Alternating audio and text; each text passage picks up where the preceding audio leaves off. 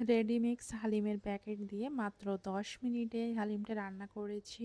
আর এটা সিক্রেট রেসিপিটা আজকে শেয়ার করব। হাতে সময় না থাকলে এভাবে করে আপনিও হালিম রান্না করে খেতে পারবেন, আশা করছি ভালো লাগবে। আমি এখানে রাঁধুনির হালিম মিক্সটা নিয়েছি, এখন প্যাকেটটা ছিঁড়ে নিচ্ছি। আর এর ভিতরেও কিন্তু দুইটা প্যাকেট আছে, একটা হচ্ছে মশলা আর একটা হচ্ছে এই যে চাল ডালের মিশ্রণ। কাপ দিয়ে মেপে নিয়েছি, এখানে 1 কাপ পরিমাণে আছে। তো এখানে আমি হাফ কাপ পরিমাণেই হচ্ছে আজকে হালিম রান্না করে দেখাবো। হাফ কাপ পরিমাণ চাল ডালের মিশ্রণের জন্য 1 কাপ পরিমাণ গরম পানি দিয়ে এখন এটা 15 মিনিটের জন্য ভিজিয়ে রেখে দিব।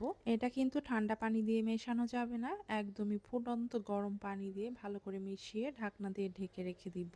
এর মাঝে গরুর মাংস রান্না করে নিব।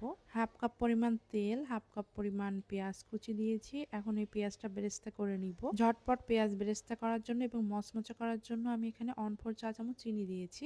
পেঁয়াজ বেরেস্তা হয়ে গেছে, এখন এখান থেকে 2 ভাগ উঠিয়ে নিব আর 1 ভাগ রেখে দিব। 150 গ্রাম গরুর মাংস নিয়েছি আর মাংসগুলো ঠিক এমন ছোট করে কেটে নিয়েছি, হাড়, চর্বি এবং মাংস। এর মাঝে এখন 1 চা চামচ করে আদা আর রসুন বাটা দিয়ে দিচ্ছি, দিয়ে ভালো করে মিশিয়ে নিচ্ছি। এই মাংসটা কিভাবে রান্না করবেন, হালিম মিক্সের যে প্যাকেট সেটার গায়ে কিন্তু অলরেডি লেখা আছে। 1 চা চামচ পরিমাণে হালিম মিক্সের ভিতরে যে প্যাকেট মশলা আছে সেই মশলা দিয়ে দিয়েছি। হাফ চা চামচ ধনিয়ার গুঁড়া, হাফ চা চামচ জিরা, হাফ চা চামচ মরিচের গুঁড়া এবং সামান্য একটু হলুদের গুঁড়া দিয়েছি।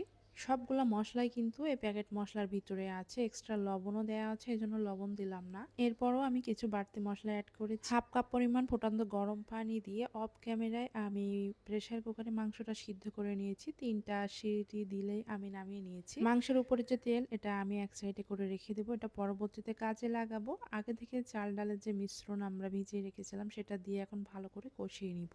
ভালো মতো কষানো হয়ে গেলে ফুটান্ত গরম পানি দিয়ে দিব এখানে 2 কাপ পরিমাণে। পানিটা আসলে কম বেশিও লাগতে পারে, যেহেতু মাংস প্রেসার কুকারে সিদ্ধ করেছে, সিদ্ধ করতে খুব বেশিও একটা সময় লাগেনি। এখন আমরা চাল ডালটাও সিদ্ধ করে নিব, তো এর জন্য গরম পানি দিয়ে তারপর আমি প্রেসার কুকারে নিয়ে নিব। এটা যদি আপনারা চুলায় হাঁড়িতে রান্না করেন সেক্ষেত্রে চুলার আঁচটা একদমই কমিয়ে 1 থেকে 1.5 ঘন্টা সময় লাগতে পারে রান্না হতে। তবে প্রেসার কুকারে দিলে 5 থেকে 6টা সিটি দিলে নামিয়ে নিতে পারবেন, আর এতে করে কিন্তু চাল ডাল দুটোই খুব ভালোভাবে সিদ্ধ হয়ে যাবে। কুকারের ঢাকনা লাগানোর আগে এখানে হাফ চা চামচ আবার হালিমের মশলা দিয়েছিলাম। এরপরে এই যে রান্না হয়ে গেছে, মানে পারফেক্টভাবে সিদ্ধ হয়ে গেছে। এখন আমি পাতিলে ঢেলে নিয়েছি। হালিমের মশলা কিন্তু আমি অল্প অল্প করেই দিয়ে দিয়েছি 2-3 বারে। তো এখানে আমি আবারও একটু দিয়েছি হালিমের মশলা আর সেই সাথে পেঁয়াজের বেরেস্তা দিয়েছি সামান্য পরিমাণে। ভালো করে মিশিয়ে এখন চুলার আঁচটা একদমই লো আঁচে রেখে আগে থেকে যে মাংসের তেল ঝোল উঠিয়ে রেখেছিলাম সেটা উপর দিয়ে দিচ্ছি। উপর দিয়ে এই তেলটা দেওয়ার কারণে টেস্টটা ভালো আসবে, সেই সাথে দেখতেও ভালো লাগবে। এখন উপরে গার্নিশিংয়ের জন্য আমি পেঁয়াজের বেরেস্তা, শসা কুচি, কাঁচামরিচ কুচি, সেই সাথে আদা কুচি দিয়ে দিচ্ছি, কিছু ধনিয়া পাতা কুচি দিয়ে দিচ্ছি। এরপর দিয়ে দেবো লেবুর স্লাইস। ব্যাচ হয়ে গেছে আমাদের 10 মিনিটের রেডি মিক্স হালিম রান্না। আশা করছি সহজ রেসিপি ভালো লেগে